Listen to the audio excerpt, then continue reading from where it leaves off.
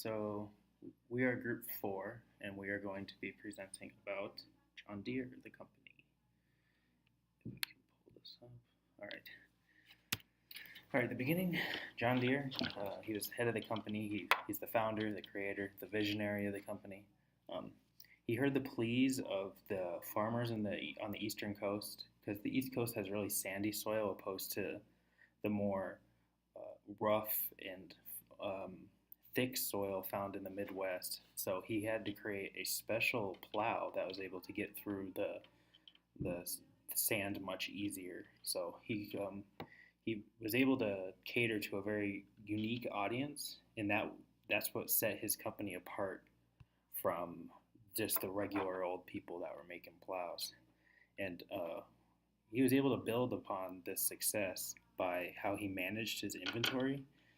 Something really interesting that he did was, opposed to having customers come in and order the plow and then say, hey, I want this, and then the customer will have to wait a period of time, like it could be months, to have this plow made for them. So during that time, the customer's not making any money, and they're like, how are they going to pay for this plow and stuff? But what he did was, he made it so the customer could just come right in and buy the plow right then and there, get to work whenever they wanted to. There was no wait time, there was no delays. The customer just came right in, bought it, and brought it home. Uh, Obviously, he was able to expand his company because of this new technique and unique audience he catered to. And he moved to the Mississippi River in Illinois, which made it so he was able to transfer both raw materials coming in to make his product, but then at the same time, the Mississippi River was such a hub of transport that he was able to get his equipment all across the United States just via the Mississippi River. Because the Mississippi River can lead to different parts of the United States, which then made it easier to move it to different states. Going solo. So in 1852, John Deere faced a dilemma with this company. His partners really didn't have the same vision as him.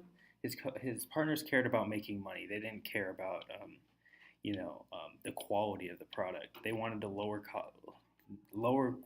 product quality in order to make more profit. And John Deere just did not agree with this. He was furious about it. So he ended up just buying them out. And he had this to say: they haven't got to take what we make. Somebody else will beat us and we'll lose our trade. That really just signifies that, hey, if we start making crap, people aren't going to buy it. People are going to go out and buy something good, and we're going to lose our reputation and eventually our business. With the financial crisis before the Civil War happening, John Deere put his son Charles in charge, who was young. He had a vision. Charles is responsible for a lot of the groundbreaking products in the company history, and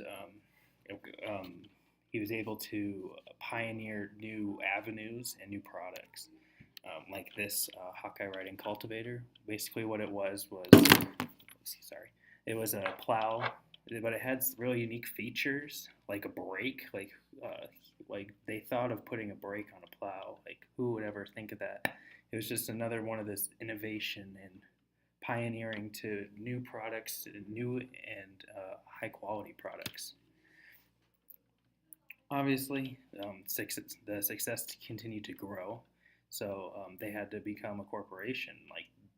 That was the next step, but they were able to keep the family vision of quality through this corporation by owning a majority of the stocks, about 65%.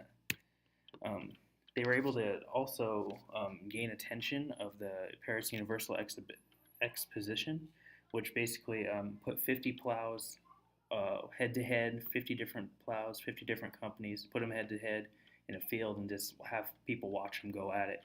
And what it did was John Deere ended up winning, so that gave them a lot of reputation across the world, and they were able to expand the company because of that. They opened their first electric facility in the late 1700s, late 1870s, excuse me. And this it just shows another innovation with how they made their product. They were able to take this uh, new electricity and invest into it in order to better create more inventory and new innovations. John Deere eventually died, and he had this to say about why he valued quality so much. During my life, it's been a great source of consolation to know that I have never willingly wronged any man and never put on the market a poorly made article. Again, just emphasizes the quality that John Deere wanted. Charles Deere, he continued to run the company. He had some great innovations, such as he's responsible for putting the first gas-powered tractor into mass production. So again, just striving for quality and innovation. Great Depression, yeah, of course, it hurt everybody. The sales dropped dramatically, but the company was able to stay alive because John Deere had such a reputation of quality and innovation, and just that when you buy a John Deere, it's going to work. You can do all your work, and you don't ever have to worry about it. You buy it once and you forget about it. After the war, World War II, they opened a new factory in Mexico. This is when they really started to get into the globalization of the company. They opened factories across the world, Mexico included. They were able to then open factories and buy out companies in Germany and Europe. Again, then they would restructure these companies to fit into John Deere's vision. And then finally, they were able to bring that vision of quality to the normal everyday homeowner with their homeowner products, like your normal lawnmowers that you use to mow your front lawn, your snowmobiles, and this is how they were able to gain recognition with the normal consumer. Like, nothing runs like a Deere. This is their motto, this is what they live by, and this is what the company have always lived by. And that's why they're one of the longest living Fortune 500 companies in America.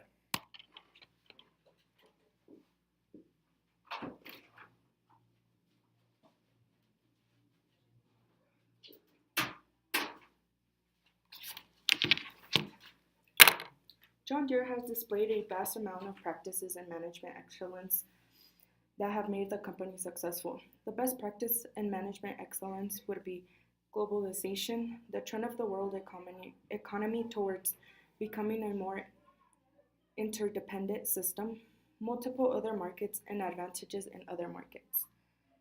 Globalization, because Deere has implemented this technique to their advantage by expanding exponentially into multiple other markets around the world.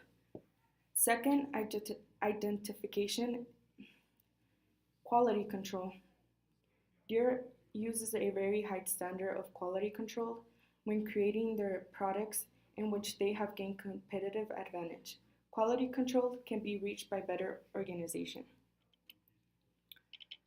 More best practices, quality control, training employees, setting goals, testing products, and efficiency.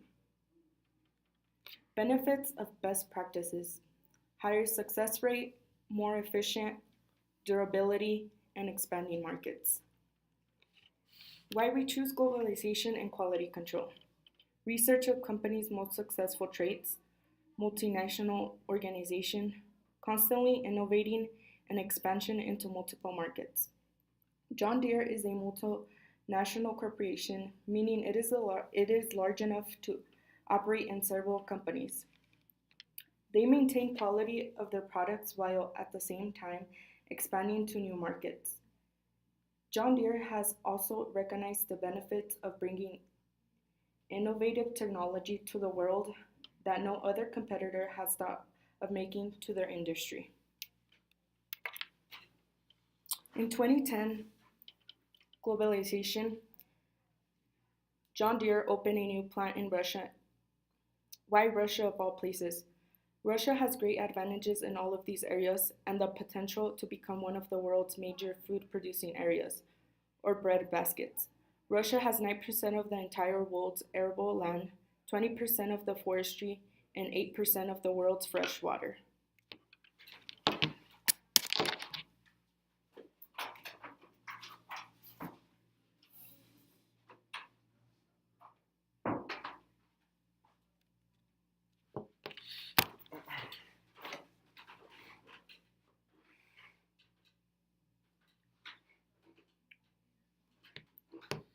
John Deere showed their commitment to globalization in 2010 when they opened a new factory in Russia that produced harvesting and forestry equipment.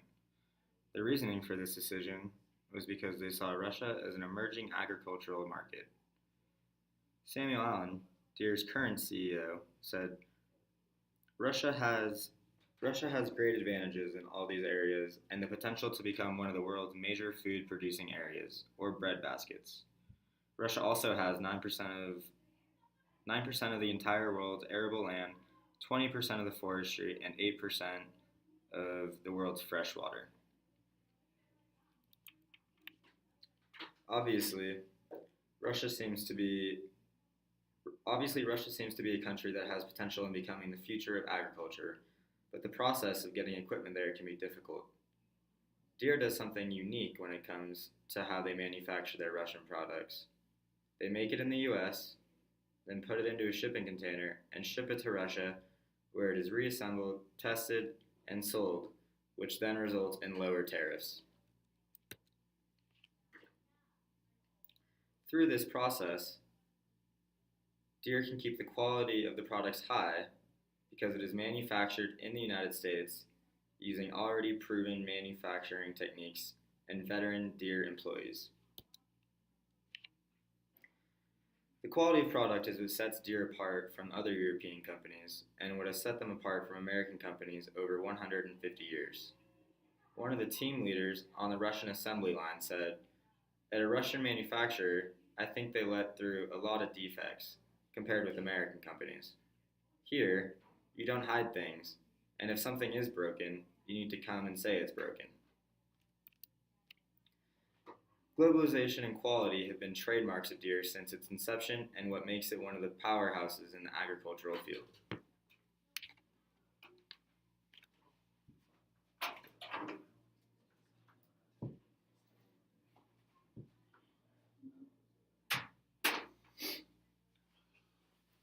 To reiterate, our best practices that we're going to use in different industries that could help them would be, one is the globalization, which we're talking about, which makes the business more worldwide into different countries and different areas. It expands, it makes new markets for the company and what they want to do, and also opens up to new customers, as these new customers can help expand and also bring in more money for the company. Another one is quality control, which plays a big role in customer loyalty, customer satisfaction, and the company's competitive advantage over others. With this quality control, their company could be able to higher standards. It can be just all around. It helps to create better image for the company and what they do. Implementing globalization in the apparel industry, which is the one we decided to go with as our example of what industry could use it. As we know, there are many companies that are global in the apparel industry, but we wanted to help expand because this could be a bigger part for the industry for other companies. To do this, you need investors or fundraising to be able to get the money to go overseas or whatnot. Also, you could get it through new partners, new deals of people in other countries, such as foreign retail stores where you could have them sell your items or stuff like that, which would help create the globalization. Also, you need to expand the company, get more employees, more networking and other things, and also new marketing, as different parts of the world have different needs and different cultures, so you'll have to market towards those cultures, and you could kind of change up your apparel for those different markets. Implementing quality control is a little bit easier. You need to set standards for the company, hire quality control officers that help monitor customer service, monitor supplier relationships, so that way you're getting the best deal you can and the suppliers are happy with you and you're happy with the suppliers. Also, they need to get feedback from customers, as the customers are the ones who are the final say in their quality of the product. So that's the basics of how to implement the quality control. Next slide is overall benefits for both of them. With globalization, you get that global presence, the company is bigger, and you can overall create a greater revenue through the expansion of the company to different markets overseas. For quality control, you strengthen the brand name as people can equate it or kind of parallel to how good the brand is and how reliable the products are and the overall quality of the brand, which would be significantly higher with the quality control system. And that is the end of the presentation.